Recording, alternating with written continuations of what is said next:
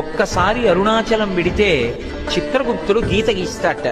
ఈ జీవుడు అరుణాచలం వెళ్ళాడు కాబట్టి తరువాత అని గీత గీస్తాడు. అంటే అరుణాచలం పట్టణంలోకి ప్రవేశించినంత మాత్రం చేత అంత గొప్ప అనుగ్రహం. శివ అంటే కళ్యాణం, శివ అంటే భద్రం, శివ అంటే సుఖం, శివ అంటే సంతోషం, క్షేమం, యోగం. ఇవన్నీ నాకు శివుడు అక్కర్లేదు, ఇవేవి అక్కర్లేదు.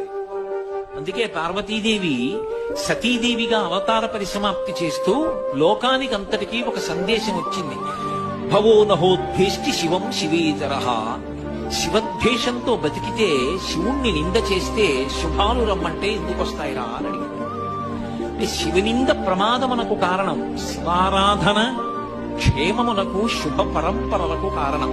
శివుడు అన్న మాటకు అర్థం ఏమిటంటే ఎప్పుడూ మంగళములను చేయుట తప్ప అసలు అమంగళము చేయుట అన్నది ఆయన యొక్క విశేషముగా ఎన్నడూ ఉండనివాడు. అందుకే మీరు జాగ్రత్తగా గమనిస్తే ఏ దేవతా స్వరూపానికి లేనటువంటి పేరు ఒక్క శివుడికే ఉంది, సదాశివ.